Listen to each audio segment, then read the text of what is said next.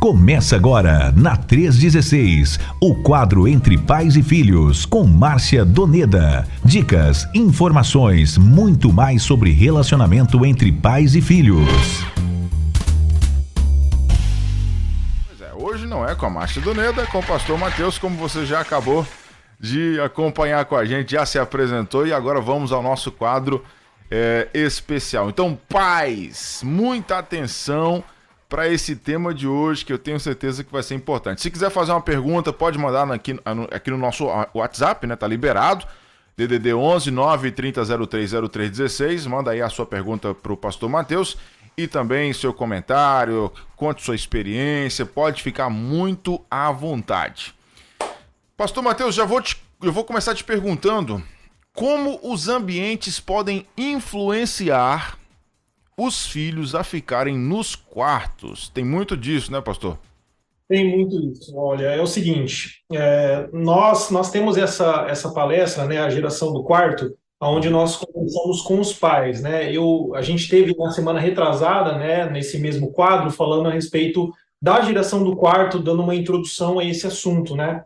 E ali a gente percebeu que a nossa geração atual é uma geração muito doente, muito solitária, e é uma geração que está conectada nas redes sociais, mas ao mesmo tempo ela está desconectada do mundo real, ela está extremamente conectada com o mundo virtual, né? E isso acaba gerando vários problemas e principalmente o afastamento desses filhos e dos seus pais, né? Então são muitos problemas que a gente vê. E os adolescentes, querendo ou não, eles frequentam ambientes, né? Eles todos os dias eles estão em casa e eles estão na escola, né? Lógico que tem aqueles que frequentam um treino de futebol, um treino de jiu-jitsu, ou então participam de uma atividade extracurricular em alguma entidade, né, como é o caso aqui da nossa cidade. Mas, em geral, né, a grande maioria dos nossos jovens e adolescentes participam de pelo menos dois ambientes, que é a família, a casa e a escola, né? E esses ambientes, quando eles não são bem observados, quando eles não são bem orientados, eles podem servir como potencialização de diversos problemas de saúde mental desses meninos e meninas, né? No livro em que a gente baseia essa palestra, A Geração do Quarto, o Dr. Hugo Monteiro Ferreira, ele encontra nessa sua pesquisa, ele faz uma pesquisa com mais de 3 mil jovens, adolescentes e pais, e ele descobre que muitos dos problemas eles têm a sua origem nesses dois ambientes, na família e na escola, né? Só para contextualizar, ontem mesmo eu tive uma conversa com um adolescente e esse adolescente tem passado um problema dentro de casa. Sua mãe, ela é muito alcoólatra, ela bebe muitas bebidas alcoólicas e o seu pai é um pouco agressivo, um pouco não, muito agressivo, e acaba até agredindo a sua esposa. E ele está nesse ambiente, está nesse contexto. Então, a cabeça dele, ele não entende que aquele ambiente, o ambiente da casa, tem que ser um ambiente harmonioso, um ambiente feliz. Então, ele falou para mim que o que ele mais quer fazer é ficar fora de casa. O momento mais triste do dia dele é quando ele sai dos outros lugares e tem que voltar para casa. Então, ele tenta encontrar outros lugares para ir antes de voltar para casa, porque o ambiente familiar ele é completamente destruído e desestruturado. Então, esse ambiente, esses ambientes, eles influenciam demais na quantidade de tempo que esses filhos estão dentro dos seus quartos, né? Então, se não souber gerenciar bem isso, pode acarretar em outros grandes problemas. Muito bem, show de bola. Só antes de ir para a próxima pergunta, registrar aqui a presença do Valdir, que acabou de chegar aqui, ó. Diz que é seu tio, Valdir. Valdir, minha esposa, Valdir Dadalt, uma benção, homem de Deus. Isso aí, Valdir Dadalt. Colocou ele, é meu sobrinho porque casou com a minha sobrinha linda. Isso aí, ele colocou um verdadeiro humano de um coração imenso, né? Tá aqui o Valdir passando para poder deixar um abraço para você, viu, Mateus? Tem a Alessandra também que está acompanhando a gente lá em São José dos Campos. Um abraço para você, Alessandra. Sempre alegria te receber. A Alessandra sempre participa aqui com a gente, pastor Mateus. Sempre ela está mandando aqui um áudio, contando experiência. É um missionário lá em São José dos Campos que ela sempre, né, bate ponto aqui no nosso Entre Pais e Filhos. Bom, você falou aí da questão, antes da gente ir para o protocolo aqui da nossa pergunta que está previamente programada aqui, esses ambientes que os adolescentes, vou falar primeiro dos adolescentes, principalmente dos adolescentes, né? Porque é uma fase assim difícil, né? Uma fase que rola muitas dúvidas, rola muitas incertezas, vamos dizer assim. Esses ambientes onde os pais estão sempre ali brigando, sempre discutindo, sempre desvalorizando um ao outro. O que acarreta na mente de um adolescente num ambiente como esse, Pastor Mateus, de forma psicológica, espiritual, como que fica a mente de um menino desse? Tem que ter um acompanhamento, né? Alguém tem que descobrir isso aí que ele está passando para poder ajudar, porque só Deus sabe o que pode acontecer na mente de uma criança, de um adolescente, quando ele tem um ambiente assim, né? Só existem malefícios. Uhum. A única coisa que pode sair de um ambiente como esse são mais problemas, né? Então, com certeza precisa de acompanhamento, mas não só os filhos, porque às vezes os pais eles ficam desesperados que os seus filhos estão dentro dos seus quartos e não tem nenhum relacionamento com ninguém, e aí tem um churrasco da família, o filho está lá dentro do quarto, não conversa com ninguém, se isolou, se trancou no mundo dele, o quarto é a casa dele. Os pais eles acham que isso é um grande problema, mas eles não conseguem entender que existem raízes, né? Existem origens desse problema. E aí você vai conversar, você vai entender, na verdade, quem está precisando de ajuda, além do adolescente, são os pais. É a casa, é a família. Aquele ambiente ele precisa ser tratado, né? Se é um ambiente agressivo, se é um ambiente onde tem muita violência, se é um ambiente onde tem drogas e bebidas alcoólicas, é um ambiente que precisa de um acompanhamento, de uma orientação. Porque, senão, isso pode acabar acarretando em vários outros problemas, né? Você pode estar, querendo ou não, ter o seu filho suscetível ao mundo do crime, Uhum. pode ter o seu filho, assim, querer fugir de casa e fazer alguma besteira na rua. Então, tudo isso você precisa olhar com carinho especial, com cuidado especial. Algo que eu tenho visto poucas famílias fazerem, né? Eles querem atacar o problema em si, o negócio que está acontecendo lá, né? O filho que está Uhum. dentro do quarto, quer tirar o filho do quarto à força. Mas Sim. não, às vezes quem tem que mudar, quem tem que ser orientado são os pais. E os professores, eles percebem isso em algum comportamento diferente na escola, quando se tem um ambiente assim? Então, os professores são assim, eu admiro muito o trabalho de um professor. Eu acho que o Uhum. professor, ele às vezes tem que se multiplicar por 3, 4 para poder atender algumas demandas que não são dele. Então, tem um professor lá de geografia que está lá para ensinar geografia. E aí ele percebe um clima e ele daqui a pouco tem que virar um conselheiro, daqui a pouco ele tem que virar alguém que vai orientar. Então, ele tem que se desdobrar, uma coisa que não é atribuição dele, né? Muitas vezes ele acaba sendo, até fica mais desgastado por causa dessa questão, Tá. porque não existe esse acompanhamento profissional que é necessário. Mas sim, os professores, grande maioria deles, tem uma sensibilidade fantástica de observar e entender aonde que está precisando de um cuidado especial. E a gente. Eu perguntei isso porque de repente tem algum professor ou professora nos acompanhando e é bom ficar atento, né, a esses comportamentos e procurar a família, procurar ajuda, né? Tentar de alguma forma ajudar o aluno, né? Por mais que não seja, vamos dizer assim, a obrigação, mas humanamente falando, a gente precisa estar sempre pronto para ajudar de alguma forma, né, da melhor maneira possível, não só dentro daquelas matérias tradicionais, mas no contexto de vida também. Então, interessante os professores ficarem atentos. Agora, Matheus, as novas configurações familiares também podem potencializar esse e outros problemas? Então, sim, as novas configurações familiares elas potencializam sim esse problema. Por quê? Essa nova configuração familiar ela acontece por causa de uma mudança que vem acontecendo com o passar dos tempos.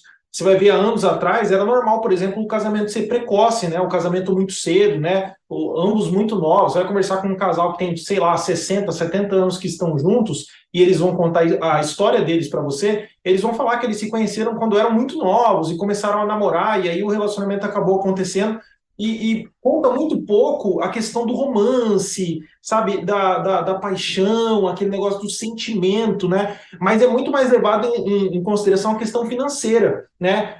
A junção dos patrimônios, né? Eu quero sair da casa do meu pai, ou então, se eu me casar, eu tenho direito a isso e aquilo, né? A questão do dote, tudo isso, assim, nas configurações familiares antigas, isso Uhum. era muito normal, né? E o pesquisador, Dr. Hugo, ele observa isso também, essa mudança dessas configurações familiares.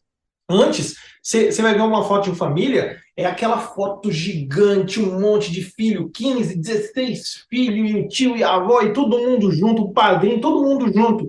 E você vai ver uma foto hoje de uma família, pesquisa, família moderna, família atual. Você vai ver o pai, a mãe e um ou dois filhos, abraçadinhos, né? Aí você vai pesquisar, família antiga, foto. Cara, aquela fotona assim, na frente da casa, todo mundo arrumadinho, de chinelinho, tudo bonitinho, né? São configurações familiares diferentes. E hoje em dia a família está cada vez mais nuclear, né? A família está cada vez mais o pai, a mãe, o filho e acabou, né? Então, esse tipo de configuração familiar também influencia, né, na saúde mental dos meninos e das meninas. Por quê? As famílias que antes elas eram tradicionais, elas agora se tornam modernas, né? E depois de um tempo, hoje, né, como a gente vê atualmente, as famílias elas estão começando a se tornar pós-modernas. Então existem outras configurações familiares. Você vai ver aí famílias onde é o pai e dois filhos, ou então é o filho que mora com o tio, com a tia. Isso acontece muito, né? É uma realidade.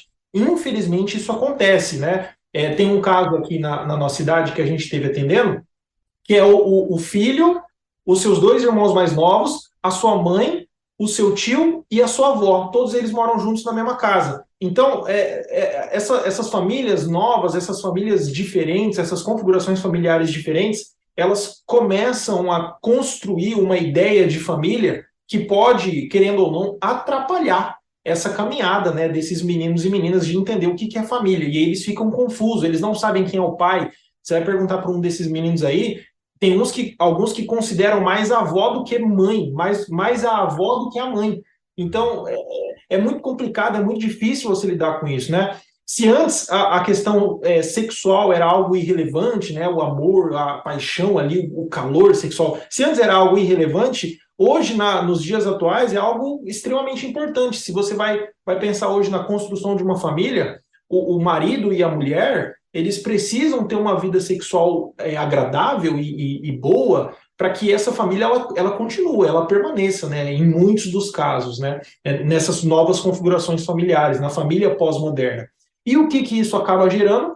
Acaba gerando um altíssimo índice de divórcio. Uhum. O divórcio, ele é crucial para entender o fenômeno dos filhos no quarto.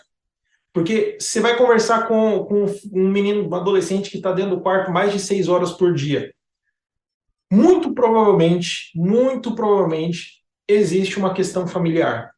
Muito provavelmente existe uma questão familiar. Eu não vou te dizer que em todos os casos os pais são separados ou é um divorciado, não vou declarar isso.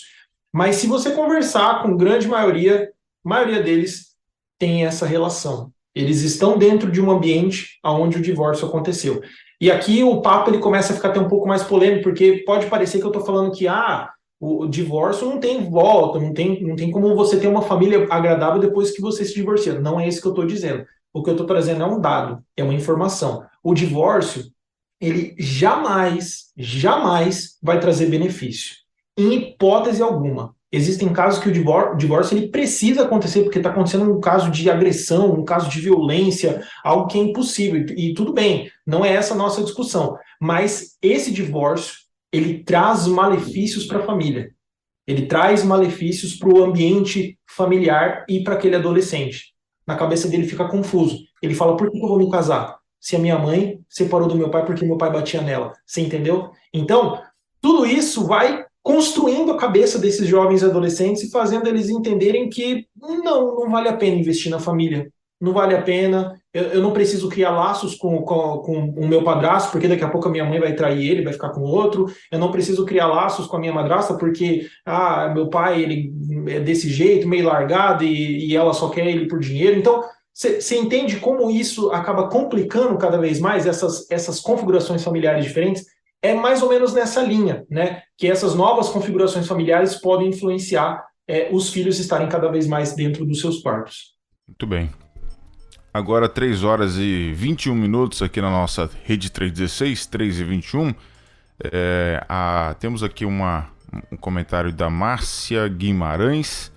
Acabou de chegar por aqui. Ela falou o seguinte: sou professora de pré-adolescentes na escola secular e de adolescentes na igreja. Esse assunto do Entre Pais e Filhos é a realidade de todos nós. Todos os dias, na escola secular, uso um tempo para aconselhamento, mas na verdade quem mais precisa de orientação e aconselhamento são os responsáveis. Sim. A configuração da família hoje está muito complexa e gera conflito nos filhos, os quais não têm muitas vezes sequer um porto seguro para se apoiar. E ele ainda completa dizendo: a escola e a igreja passam certa dificuldade em relação a esse assunto, muitas vezes nos falta até palavras. A gente sempre conversa aqui, Mateus, com a Márcia, falando sobre a importância da gente abordar mais esses temas dentro da igreja também, né? Sim, com certeza. Eu acho essencial. Esse mês de setembro aqui na nossa igreja, nós falamos sobre família e como é importante a igreja falar sobre esse assunto. Como é importante as igrejas abordarem a questão familiar, porque os nossos adolescentes, eles frequentam a escola, frequentam as suas casas, mas eles também frequentam as igrejas. Muitos deles frequentam igrejas. A gente vê o número de evangélicos subindo cada vez mais a cada ano que passa. E se esses filhos, esses adolescentes, eles saem dos seus quartos até para ir à igreja, nós temos ali uma oportunidade gigantesca, gigantesca de trabalhar uma melhoria na vida deles. Uhum. Maravilha. Temos aqui também a participação do pastor Walnier, ou Valnier. Como é que a gente pronuncia aqui? Valnier. Valnier, não é isso? Meu pai.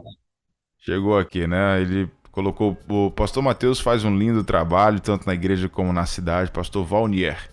Igreja Batista Atos de Amor, São Gabriel do Oeste. É o pai do pastor Mateus. Está aqui também, passando para deixar um abraço. Beijão, Paulo. Irmã Luziette está por aqui também, lá de Olinda, né? Paulista, Pernambuco. Temos também aqui, deixa eu ver quem mais, o Valdir. Valdir mandou áudio pra gente aqui, vamos ouvir? Fala, Valdir, fala pra nós, meu querido.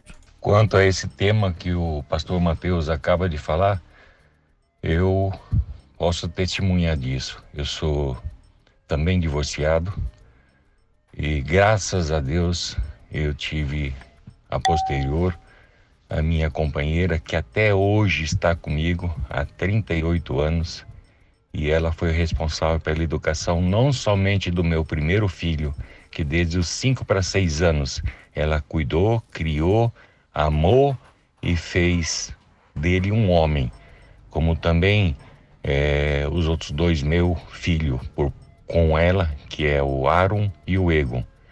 Um detalhe: hoje, o meu mais velho, Valdir Filho, ele hoje é um pastor de uma igreja cristã lá em Itaguá, no Paraná. Olha aí. O amor, o cuidado, a dedicação, o carinho, o respeito, é tudo para uma família prosperar. E isso aí eu tive e tenho até hoje com a minha esposa amada e querida Evelyn Leon Dadaldi.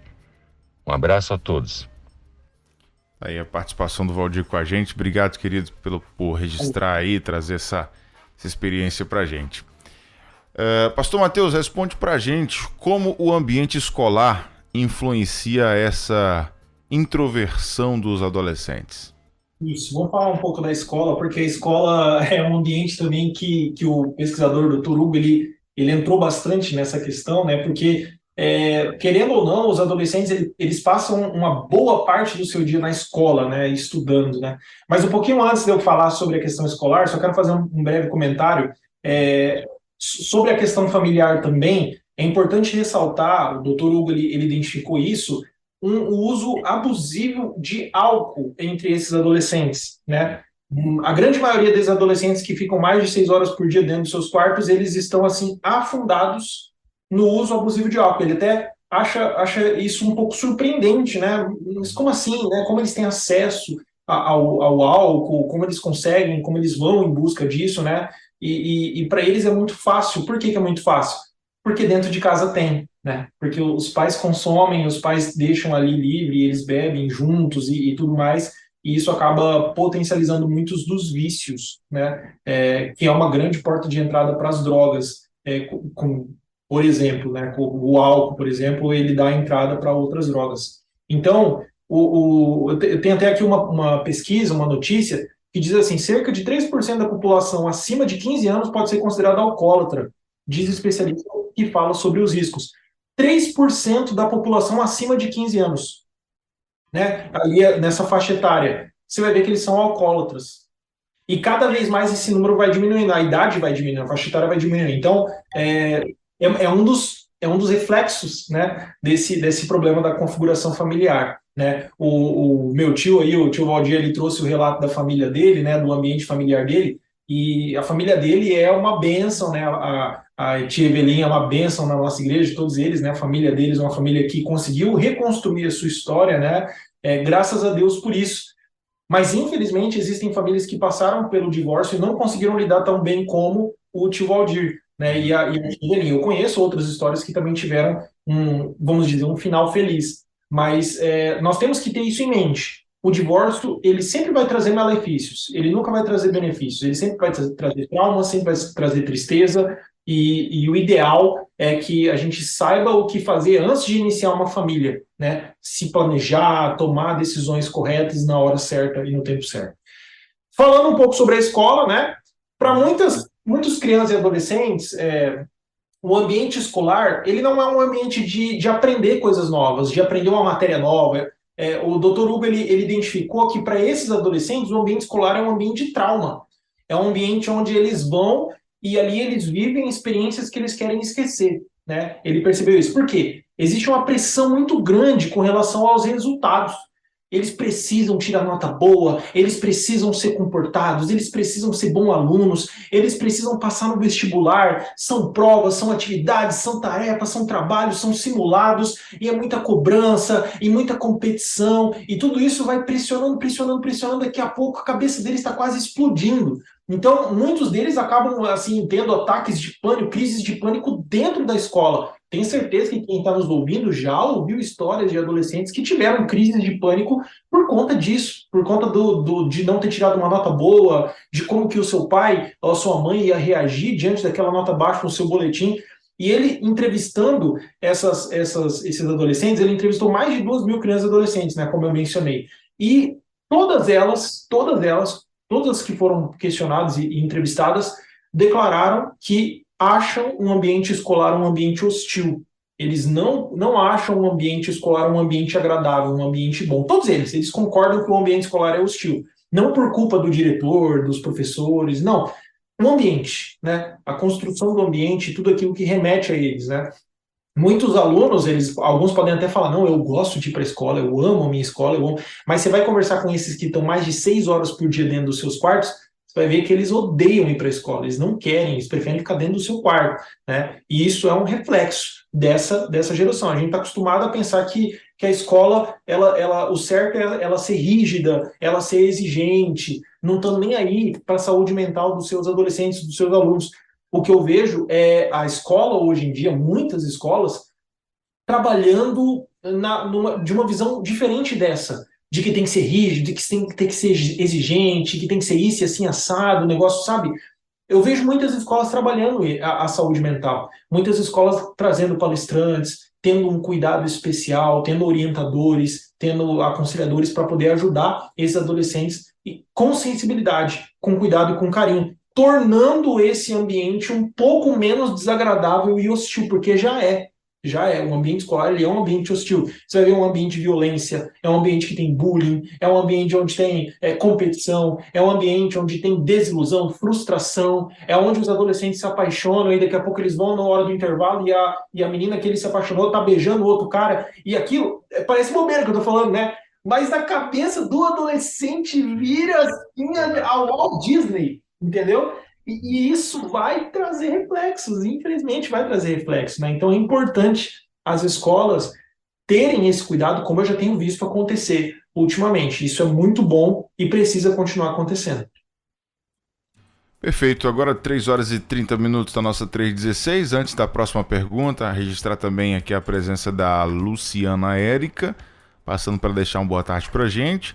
Tem também a irmã Luziette, lá de Paulista, Pernambuco, acabou de mandar mais mensagem aqui, mandando um abraço para a missionária Márcia. Hoje ela não está aqui, mas fica aqui o abraço. Edneia Maria, da Igreja Batista Vida de Tangara da Serra. Tangara. É perto de vocês aí, não? Não, não fica perto, mas é no Mato Grosso, mas a gente conhece lá a cidade. Uma benção. Edneia Maria, lá de Tangara da Serra. E tem também aqui, quem mais? Ah tá, a Luciana tá aqui dizendo que é da cidade de Passos, Minas Gerais, primeira igreja batista em Passos. Tem 44 anos, perdeu a mãe aos 5 anos de idade. E o pai não conseguiu criar ela. Aí ela continua dizendo assim: por isso fui criada por meus avós maternos. Nós éramos evangélicos, porém não éramos evangélicos. Ela diz: não éramos evangélicos, porém muito tementes a Deus. O diferencial na minha criação foi a referência dos meus avós, amor, cuidado, ensino de ser alguém com caráter, etc. O ambiente da igreja mesmo sendo católica, a escola ensinando e direcionando, o esporte também, todo esse contexto de vida ajudou muito elas. Então a gente vê aqui justamente o que a gente estava comentando no início, né, Mateus? Uma configuração aí bem diferente, mas graças a Deus que os avós conseguiram ajudar aí a Luciana, né, Mateus? Sim, com certeza. Eu mencionei as configurações familiares modernas e pós-modernas, levando em consideração de que em muitos desses casos elas conseguem se sair muito bem na criação dos filhos e desenvolver ali um ambiente familiar agradável e bom, né? O problema dessas novas configurações familiares, em muitos dos casos, é a confusão que é gerada na cabeça desses meninos e meninas, né? De saber quem é de verdade a família, né? Muitos deles falam: quem é meu pai? Eu não conheço meu pai, eu quero conhecer meu pai. Então tudo isso gera desgaste, né? Mas graças a Deus existem pessoas, né? Tios, tias, vós, parentes, pessoas que podem de alguma forma ajudar e fazem um excelente trabalho, que não seria a sua atribuição inicial, mas que fazem um ótimo trabalho por amor a essas crianças e adolescentes. E eu acho fantástico e assim, é uma benção. Maravilha. Bom, agora 3 horas e 33 minutos na nossa rede 316. O Williams Gomes também está passando por aqui, deixando um abraço. Obrigado, galera, que está chegando. Vai espalhando aí que a gente está batendo papo aqui com o pastor Mateus. Um tema, né, extremamente importante sobre essa geração do quarto, né? E aí, Mateus, eu te pergunto o seguinte: qual deve ser o papel da família e da escola também, né, em ajudar a tirar os nossos filhos de dentro do quarto, Mateus? Então, o papel, principalmente desses dois, é ter uma atenção especial. Uma atenção especial porque muitas coisas estão acontecendo, né? Eu antes de começar a nossa entrevista, eu estava assistindo um vídeo ali no celular, e esse vídeo contava a história de um caso que aconteceu em São Paulo, de um rapaz de 19 anos que acabou assassinando o seu irmão mais novo, de 7 anos, que tinha transtorno do espectro autista, porque ele quis, né? E você vai ver o contexto, era um rapaz que ficava a maioria do seu dia dentro do seu quarto. Então ninguém entrava lá dentro do quarto, era um ambiente assim fechado, era só ele. E não sei, ele acabou desenvolvendo um ódio pelo seu irmão, uma coisa talvez até eu acredito ser espiritual, e acabou cometendo esse crime, né? E aí eu comecei a perceber, cara, os crimes estão acontecendo, os problemas estão acontecendo, os nossos adolescentes estão se autolesionando, estão se cortando, os nossos adolescentes eles estão com ideação suicida, os nossos adolescentes eles não conseguem ter relacionamento com as outras pessoas, eles só se relacionam com quem está na internet, com quem está nas redes sociais. Por que tudo isso acontece? Eu acredito que o problema está aí. E as entidades, as autoridades, a família e a escola precisam ter um olhar atento. Eu acho que esse é o primeiro caminho, né? É ter uma atenção, é ter uma participação. A gente falou na semana retrasada sobre esses caminhos iniciais que os pais precisam ter para tirar os seus filhos do quarto. Que é ter o quê? É ter uma atenção, é ter uma participação, é parabenizar. Esses são os caminhos iniciais para fazer com que esses meninos e essas meninas saiam de dentro do seu quarto. Falando um pouco sobre a escola, tem uma pesquisa chama O Papel da Educação para Jovens Afetados pela Violência e Outros Riscos. Olha só que dado interessante. 79% de um grupo de adolescentes de um município do Rio Grande do Sul, eles revelaram ter sofrido algum tipo de violência dentro da escola. 79%. Quase 8 a cada 10 desses adolescentes sofreram algum tipo de violência dentro da escola. E você vai ver como que a porcentagem dos motivos pelos quais esses adolescentes sofreram, você vai se chocar, você vai se espantar. Olha só, 79% desses estudantes ouvidos relataram ter sofrido discriminação por raça ou cor, 12% sofreram discriminação por raça ou cor, 12%, por gênero, porque é homem, porque é mulher, ou então porque, sei lá, homem ou mulher, né, questão de gênero.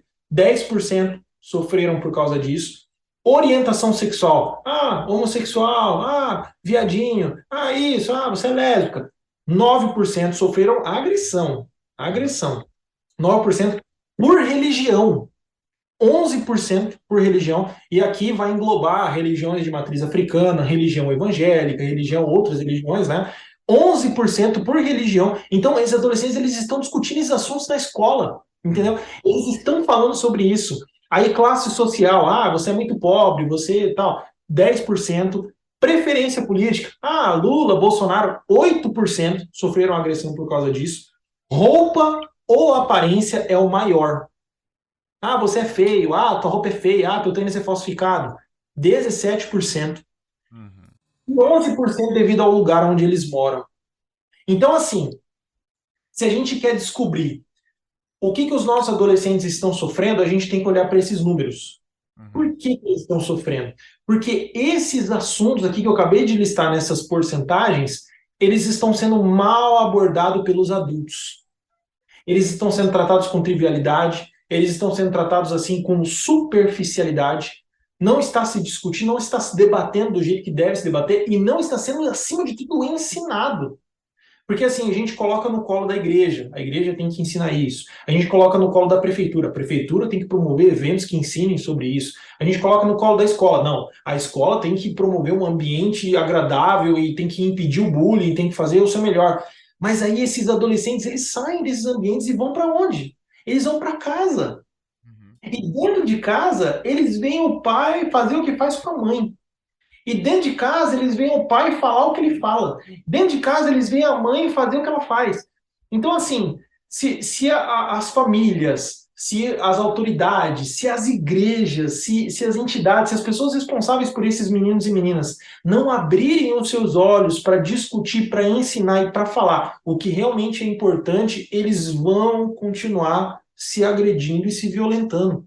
Infelizmente. Infelizmente.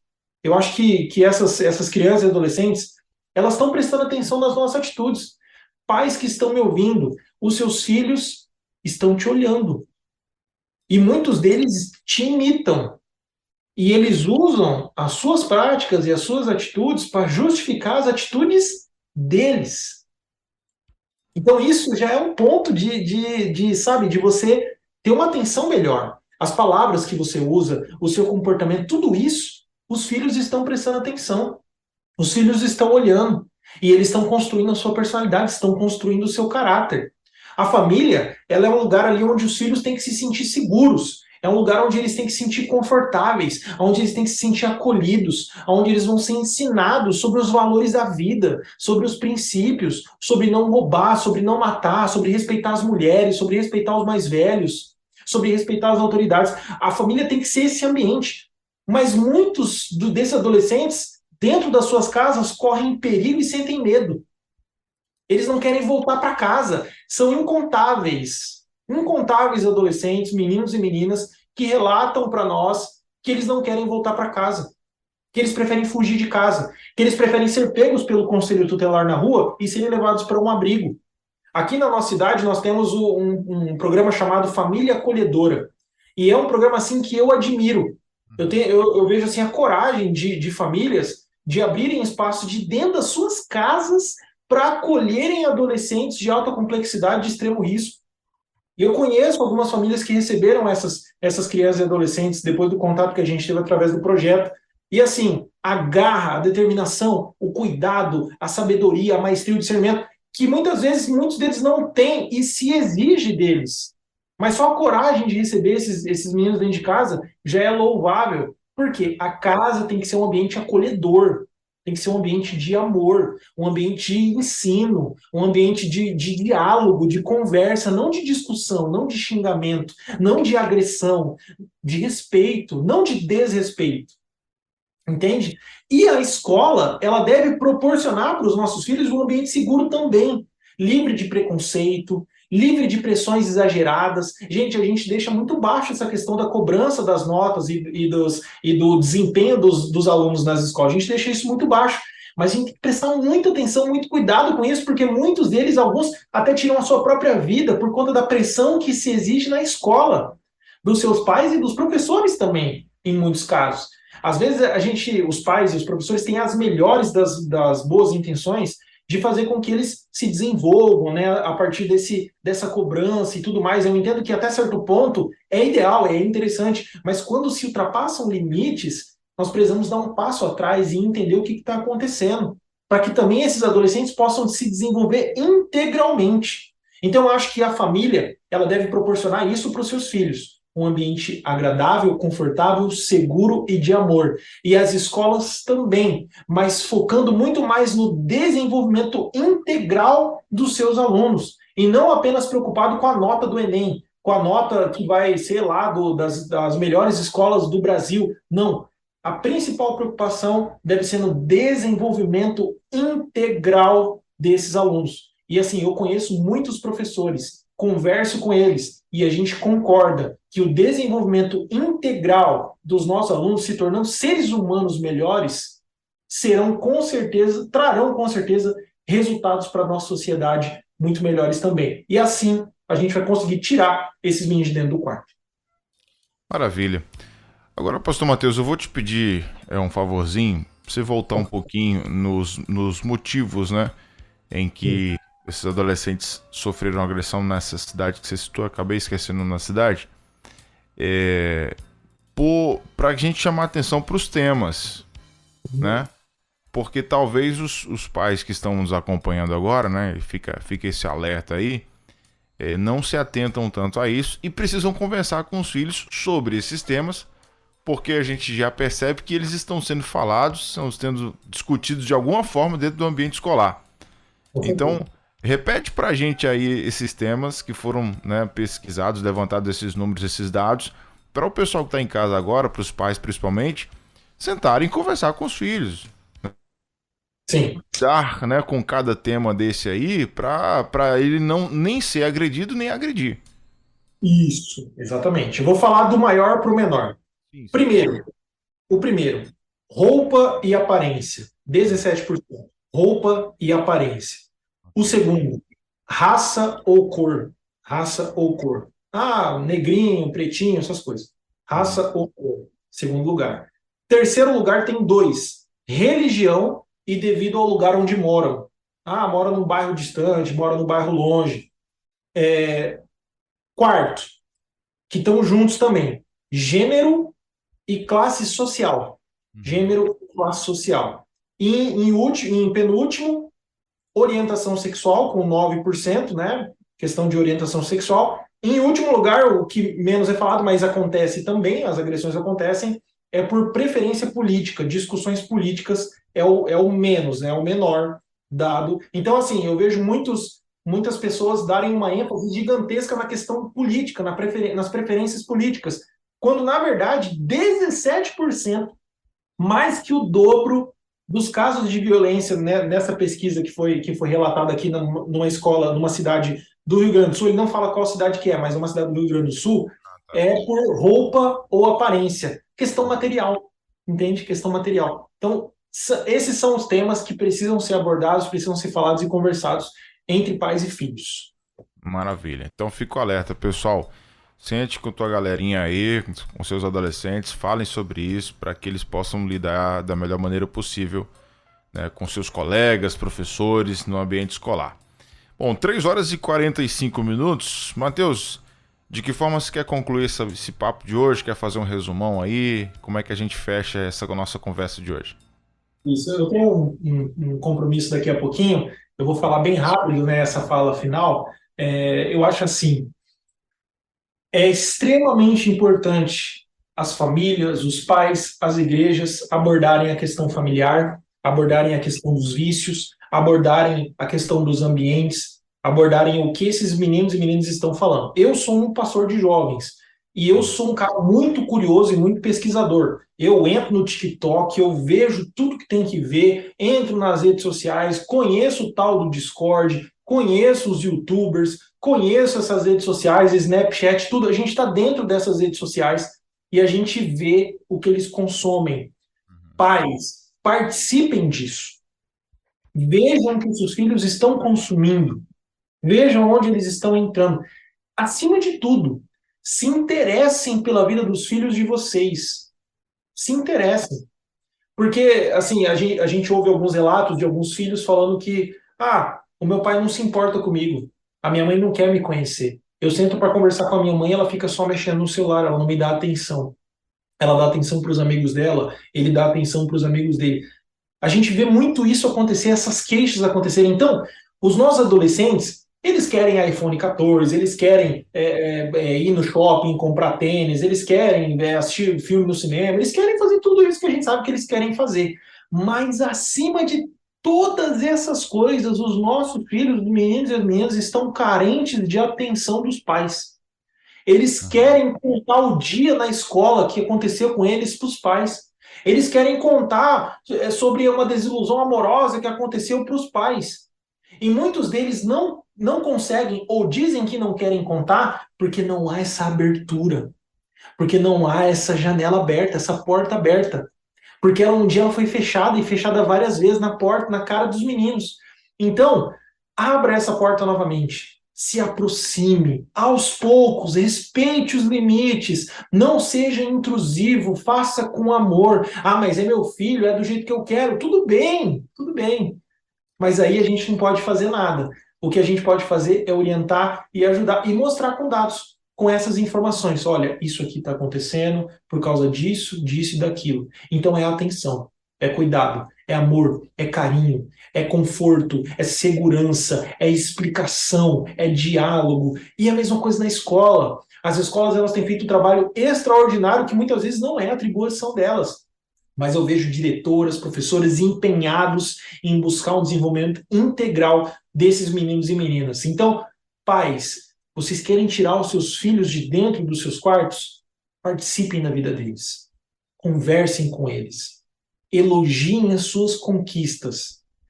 E preste atenção no que eles estão fazendo, com quem eles estão falando e o que eles estão acessando. Fazendo isso, vocês vão conseguir salvar a vida dos filhos de vocês. E é isso. Muito obrigado e que Deus abençoe a vida de todos. Tá certo. A gente que agradece, pastor Matheus. Obrigado mesmo por esse tempo aqui com a gente. Um conteúdo maravilhoso, muito proveitoso. É só a gente colocar em prática agora para poder ajudar os nossos adolescentes. Que Deus te abençoe.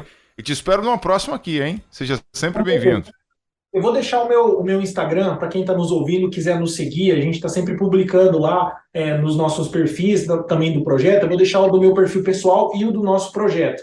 Okay. É o @MatheusOvando, com TH. MatheusOvando. Ovando. OVANDO. Matheus Ovando. Tudo junto. @Matheus Ovando é o meu perfil pessoal. E tem o do projeto, que é @nenhum_a_menos, sim a vida.